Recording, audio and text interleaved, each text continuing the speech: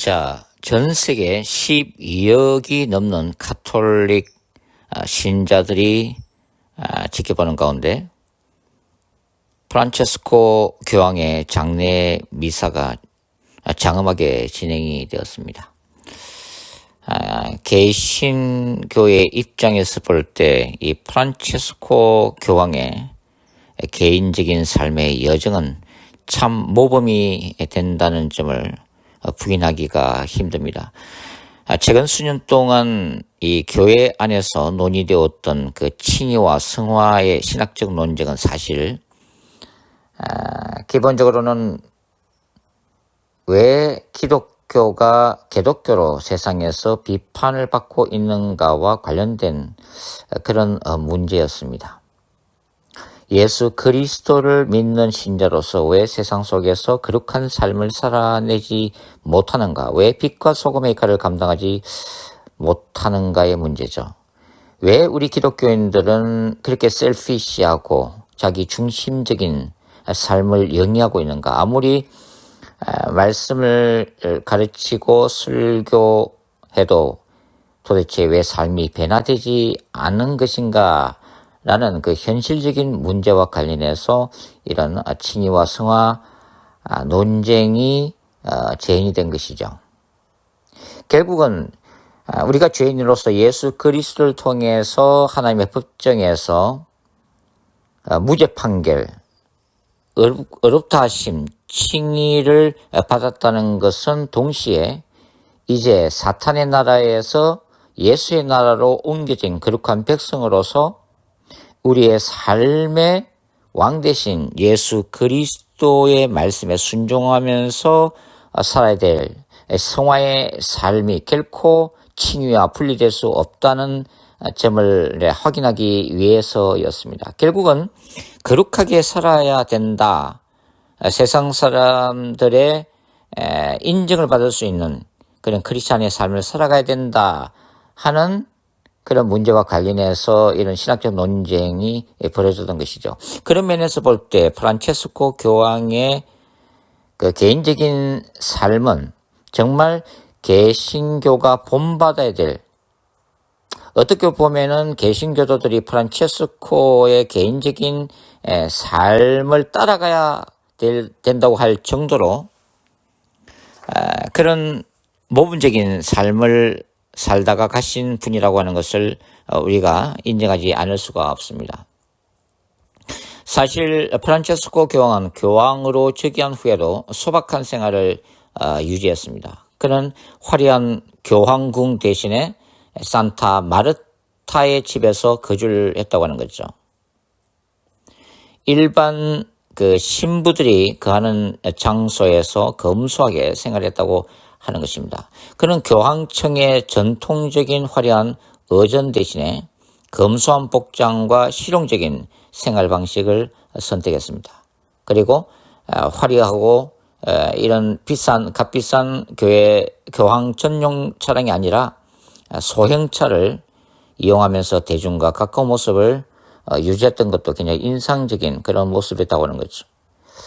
자, 교황 프란체스코는 무엇보다도 가난한 자들, 고통받는 이들에 대한 배려와 긍휼을 잊지 않았습니다. 세계 가난한 이의 날을 제정해서 빈곤층을 위한 지속적인 지원을 강조했다고 하는 거죠. 그리고 바티칸의 자선기금을 활용해서 이 노숙자들과 빈곤층을 위한 의료 및 주거 지원을 확대했다고 하는 것입니다. 난민과 이민자 문제에 대해서도 적극적으로 발언하면서 국제사회의 책임을 촉구하기도 했습니다. 교황은 이 사회적 약자를 위한 개혁을 시도하기도 했는데요. 무엇보다도 바티칸 은행의 투명성을 강화하고 교회 내 권력 구조를 개편해서 교회의 재정이 가난한 이들을 돕는 데 쓰이도록 그렇게 변화를 시도했습니다.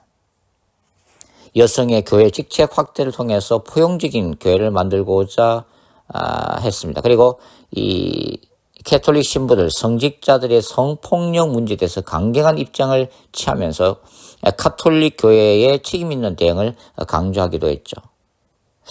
그뿐만 아니라 그는 평화와 화합을 위한 노력을 한 교황으로 인정이 되고 있습니다.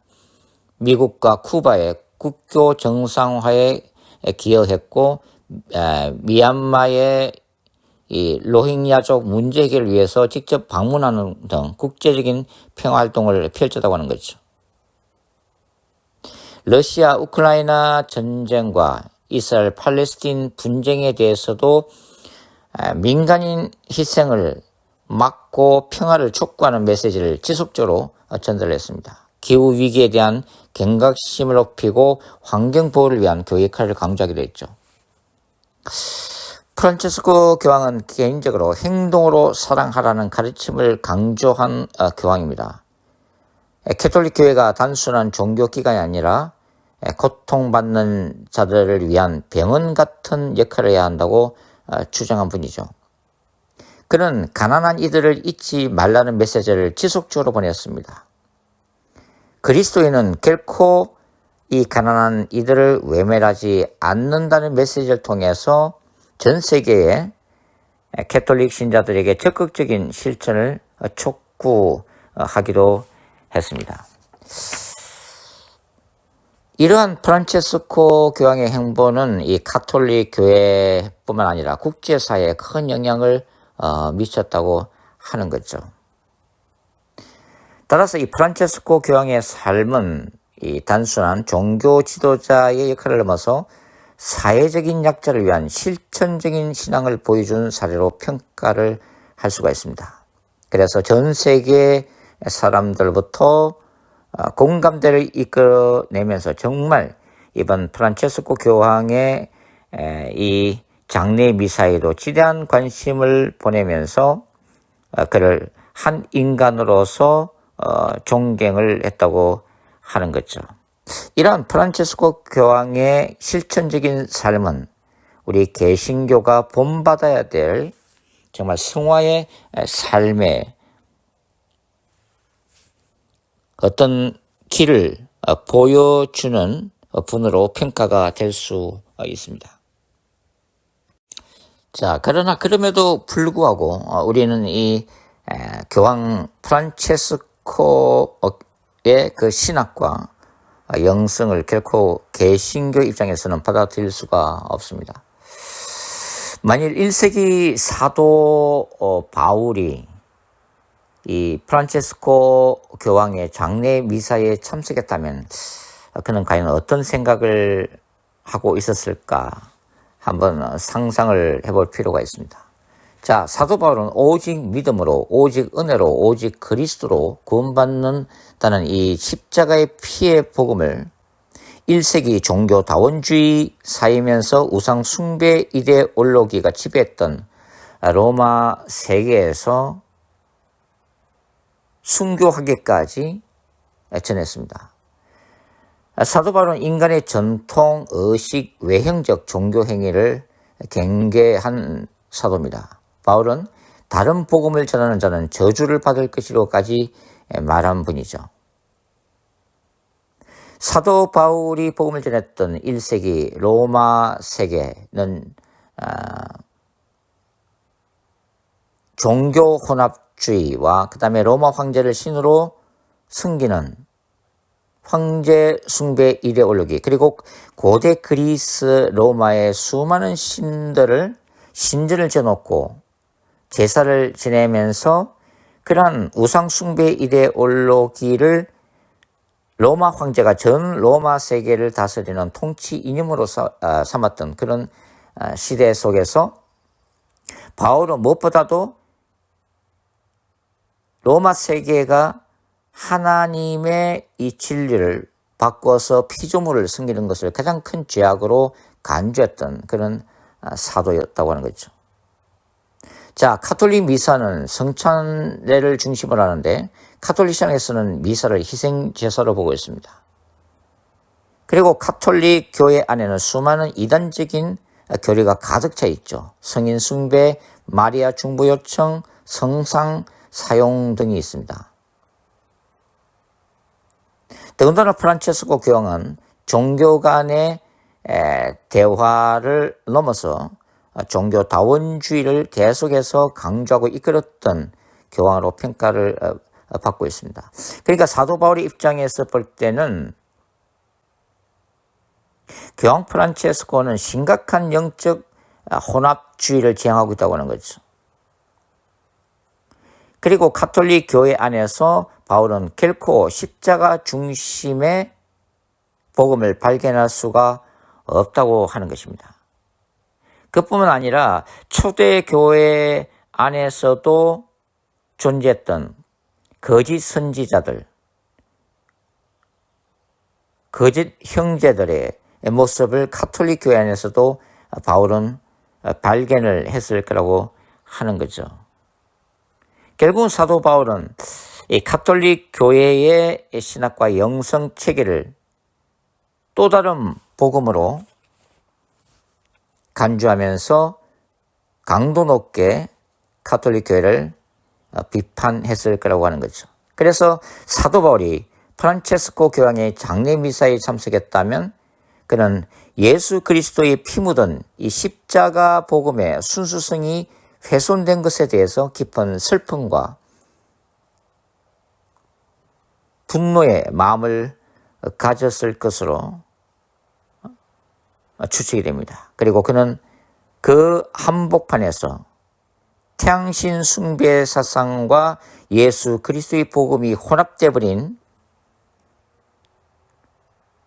소위 성베드로 대성당, 그리고 그 장례 미사 한복판에서 정말 속으로 분노했을 거라고 생각이 듭니다.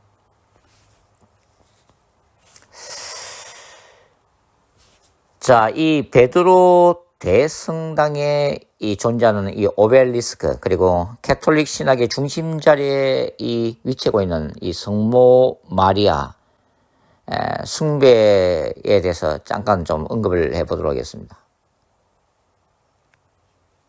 자, 로마 가톨릭 전통의 핵심적인 상징물이 바로 베드로 대성당의 오벨리스크입니다.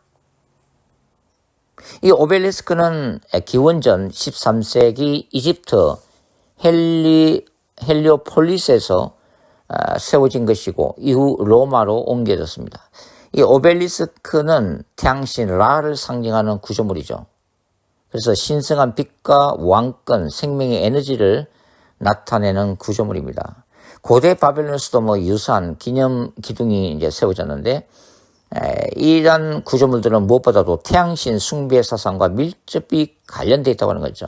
그러니까 오벨리스크는 단순한 장식이 아닙니다. 고대 이교적인 전통에서 태양 빛을 중심으로 신성한 에너지를 끌어내고 우주의 질서를 상징하는 신비적인 역할을 수행했다는 거죠. 말 그대로 악의 도구라고 할 수가 있습니다. 물론 캐톨릭 입장에서는 이 오벨리스크를 베드로 대성당 중앙에 이렇게 옮긴 그 이유를 이교도를 예수 그리스도의 복음이 승리한 어떤 기념비적인 전시물로 생각하고 세운 것이라고 변명하고 있지만 태양신 숭배 사상의 도구 중에 하나인 이 오벨리스크가 세워짐으로 인해서 여전히 태양신 숭배 사상이 그 기저에 깔려 있다는 것을 숨길 수가 없다고 하는 거죠. 성모 마리아와 아기 예수의 상 또한 마찬가지입니다. 바로 고대 바벨론의 여신 이슈타르와 그녀의 신성한 아들 담무즈 신화와 밀접하게 관련되어 있다고 하는 거죠. 이슈타르는 생명과 다산, 사랑의 여신이었습니다. 그리고 담무즈는 죽음과 부활을 주절하는 바로 태양신의 아들이었죠. 이 모자 사상, 여신 이슈타르와 아들신 담무즈라고 하는 이 모자 사상은 고대 근동 지역에서 광범위하게 숭배가 되어졌습니다. 이집트 같으면은 바로 이제 이시스, 호루스 숭배 사상 같은 것이죠. 이러한 모자 사상이 성모 마리아가 아기 예수를 안고 있는 모자상으로 이제 카톨릭에 들어왔고 지금도 존재하고 있다고 하는 거죠. 자, 이 모든 것들은 바로 카톨릭의 신학 기저에 태양신 숭배의 사상이 깔려 있다는 것을 말해주고 있다고 하는 것입니다. 자, 그 다음에 우리는 그 교황 프란체스코의 신학을 한번 검토해 볼 필요가 있습니다. 21세기 카톨릭 교회는 프란체스코의 지도 아래 과거 어느 때보다도 세속적이고 포용적인 방향으로 변화가 되었습니다. 그러니까 교황 프란체스코의 신학은 포스트 모더니즘 사회의 다변화 상황을 이제 수용했다고 하는 거죠. 여기서는 뭐 동성애, 생태계, 종교다원주의, 마리아론 네 가지만 한번 살펴보도록 하겠습니다. 프란체스코는 이 동성애에 대해서 어떤 태도를 보였을까요? 사실 전임 교황들이었던 베네딕토 16세나 요한 바오로 2세와 같은 교황들은 동성애를 명확히 죄로 규정을 했습니다. 그러나 프란체스코 교황은 2013년 그 기자회견에서 이런 발언을 한 적이 있습니다. 동성애 성향을 가진 사람이 선의로 하나님을 찾고 있다면 내가 그를 심판할 수 있겠는가? 라고 이제 발언을 했다고 하는 거죠.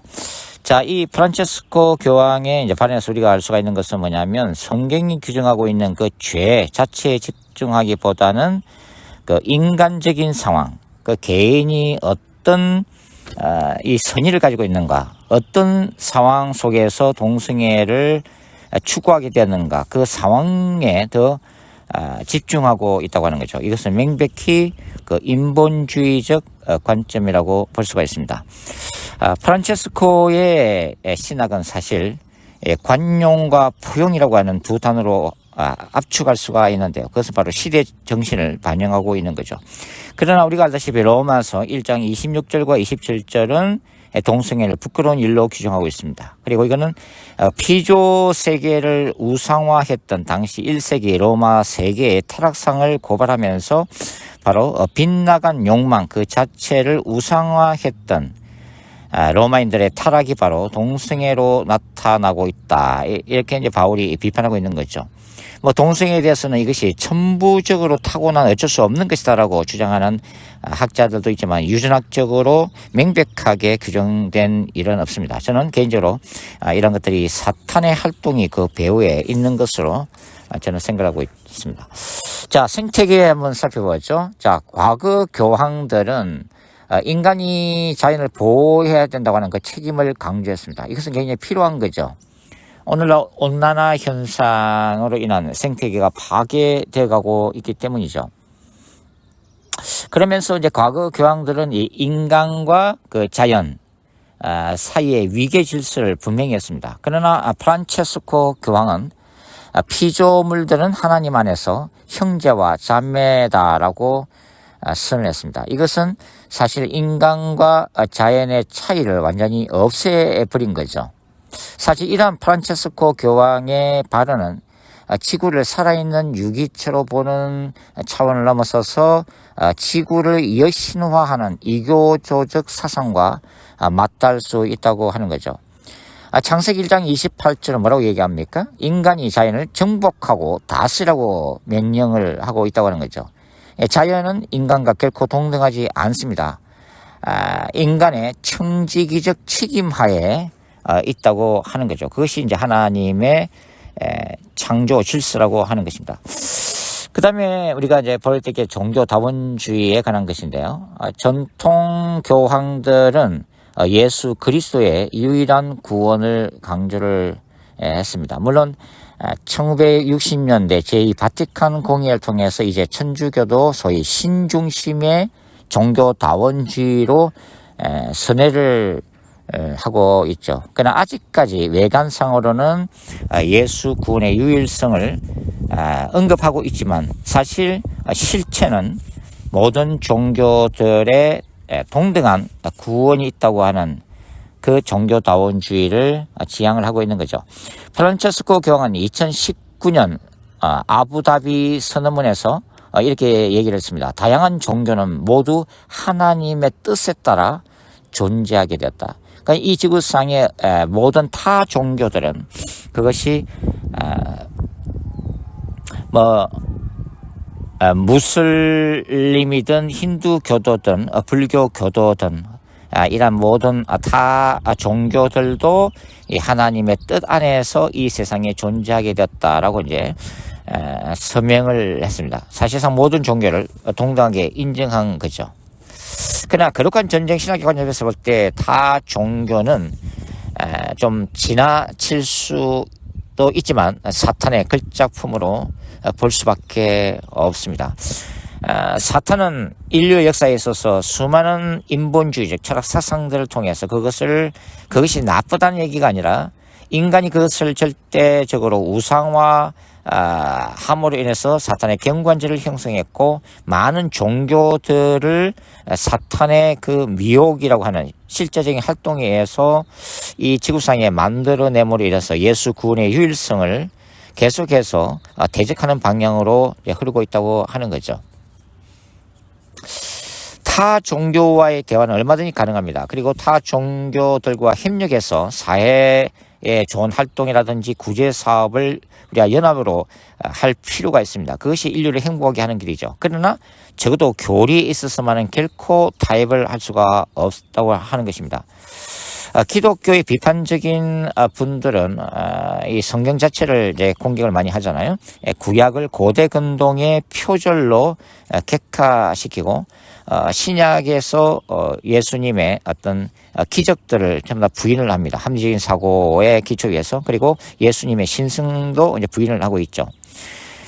그 반면에 이 종교다원주의에서는 종교들 간의 유사성과 어떤 일치성을 찾아내면서 결국은 진리는 하나다라는 것을 이제 강조하고 있는 거죠. 예를 들어서 불교에서는 삼신론이 있습니다.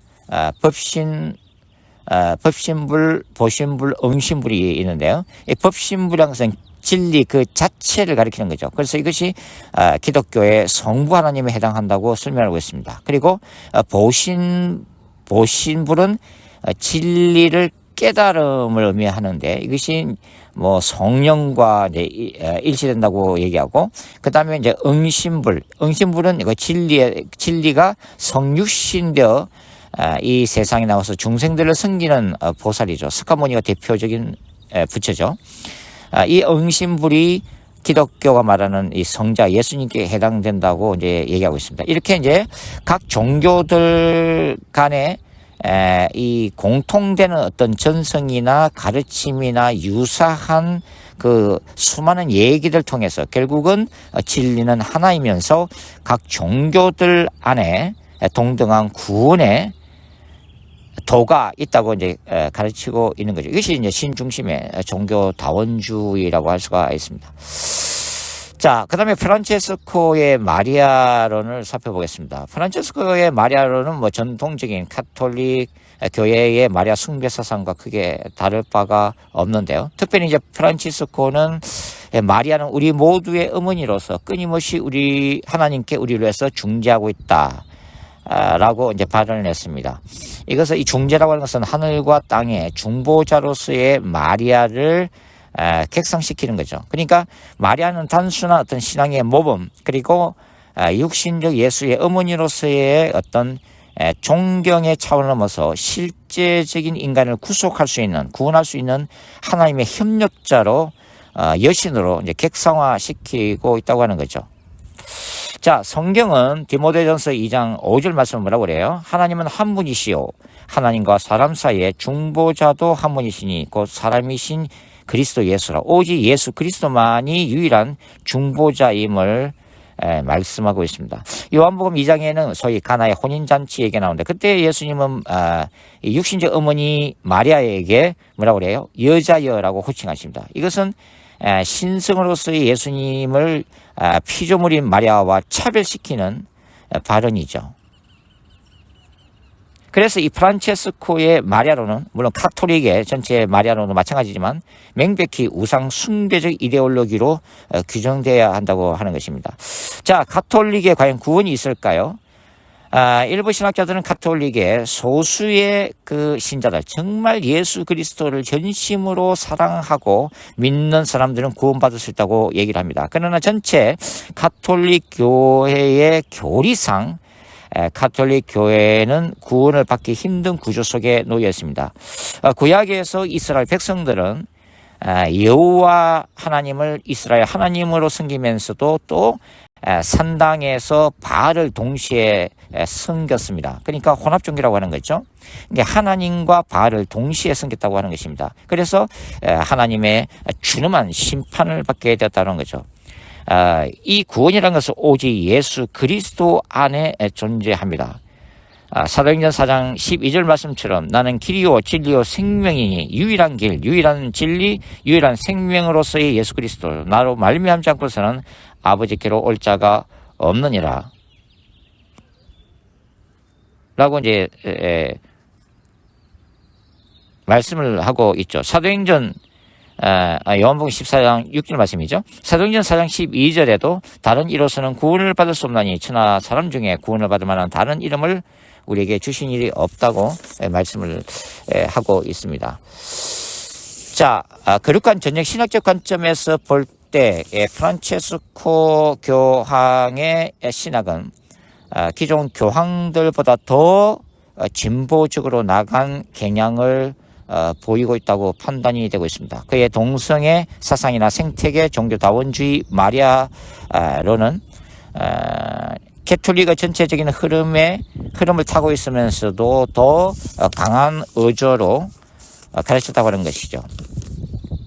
결국은 이 세상의 흐름, 포스트 모더니즘 사회 속에서 절대적인 진리가 무너지고 이 상대적인 진리를 강조하면서 모든 종교들과 철학 사상들 간의 갈등이나 어떤 배타적인 구원론을 버리고 이제는 하나가 되어서 세계 평화를 구현하면서 인류를 행복으로 인도하자고 하는 이 시대 정신, 포스트 모더니즘 사회 속에서의 세속적인 사상에 편성한 그런 신학을 가지고 있다고 이제 판단이 되는 거죠. 그러니까 이러한 이 프란체스코의 신학은 이 성경적 진리에서 볼 때는 비판의 대상이 되고 있다고 하는 거죠. 결국은 개신교는 이러한 프란체스코의 신학적인 이 흐름을 우리가 잘 이해하면서 오직 예수 그리스도만이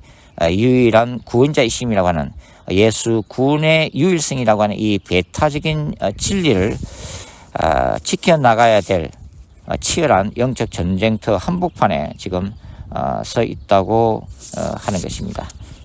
감사합니다.